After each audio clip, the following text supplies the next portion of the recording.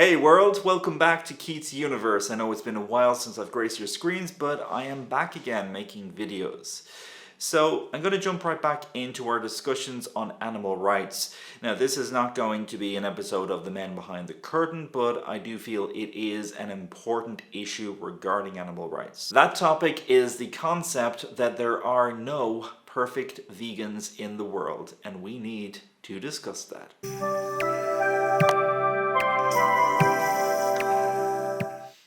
So what exactly do I mean when I say perfect vegans don't exist? Am I saying that vegans need to be more perfect? No. Am I saying that because there is a lack of perfectionism within veganism, we should just simply give up?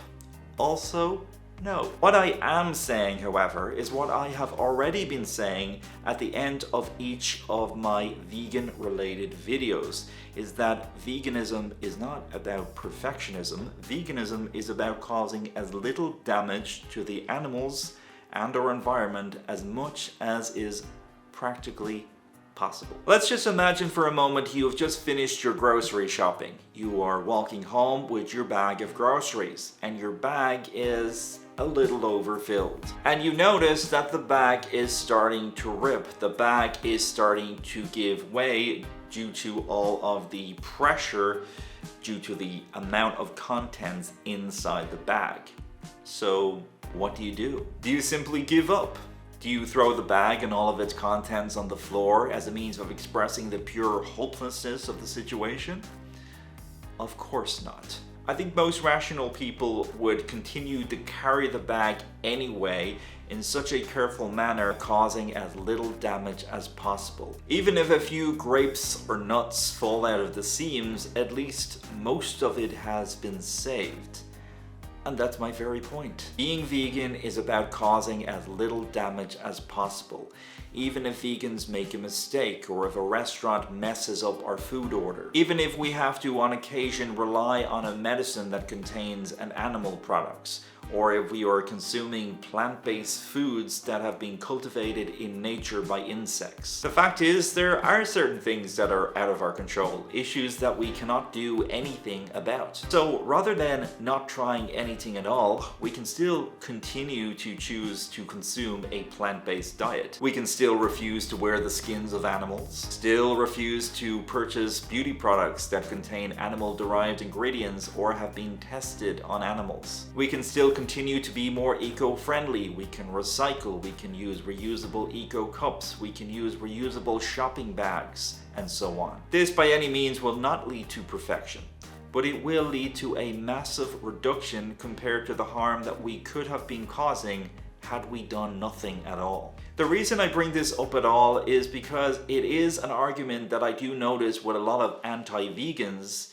This idea of lack of perfectionism is used to fuel their whataboutism arguments. The fact of the matter is, the amount of harm vegans may or may not be causing due to matters out of our control does not pale in comparison to the amount of harm being caused by the dairy industry, the animal agriculture industry, and those who support those industries. Quite some time ago, I came across a very one-sided interview with Piers Morgan and a vegan activist. The interesting thing about that interview is that Piers used a lot of whataboutism and guilt activism within his arguments, accusing the vegan of causing just as much harm as the non-vegans, which is not correct, by the way. But what does Piers do to conclude the interview?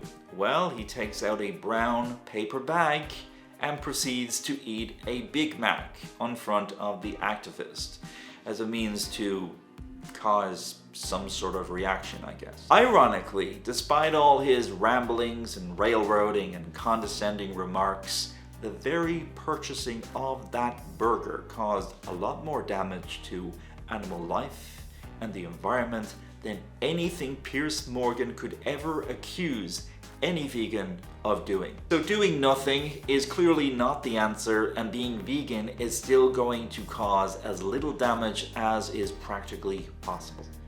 And just to level the playing field here, I'm not trying to single out non-vegans. My point also extends to other vegans who are in my opinion, too unrealistic with their approaches to veganism. One example of this is vegans who oppose other vegans for eating in non-vegan restaurants or establishments. The fact of the matter is, we don't all live in a major city. We don't all have access to vegan-only restaurants. So for vegans who are living in the smaller towns and who do go to non-vegan establishments who are willing and able to cater for them and willing to produce a plant-based meal for them to consume, I really don't see the problem here. This is another issue in which I would regard to fall into the practically possible category. And honestly, if enough of us do this, this can often lead to a more extensive plant-based menus in such establishments. One of my own local restaurants, which is not a vegan restaurant, has its own exclusive vegan menu, which is not that common in small towns. There are even former vegetarian restaurants who have since converted over to vegan only. So anything is possible. Another example of this is that we have certain vegans who claim that certain food items are not vegan at all just because they have labeled on their packagings may contain traces of milk, eggs, etc. You will notice this with a lot of sauces and cookies, especially Oreos, that they may contain a certain ingredient. Now this is of course an allergy warning. It does not mean that the main ingredients are milk or eggs.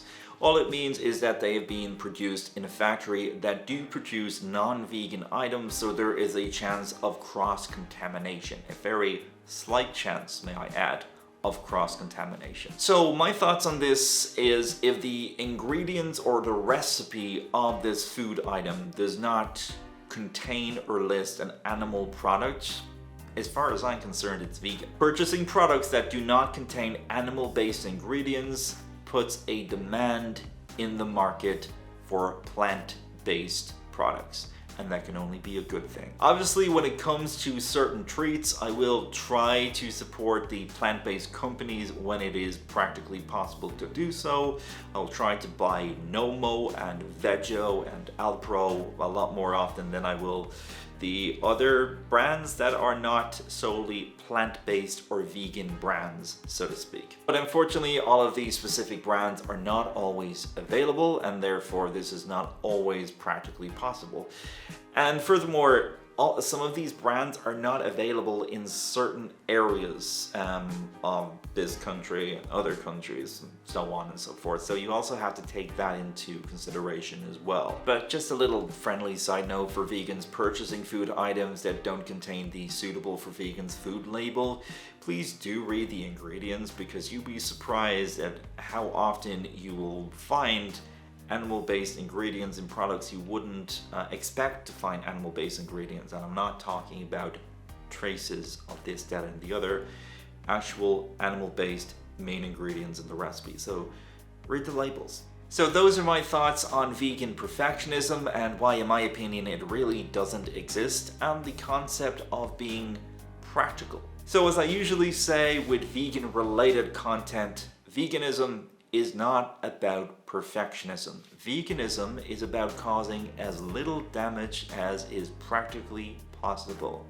Until next time, everyone, thank you so much for watching.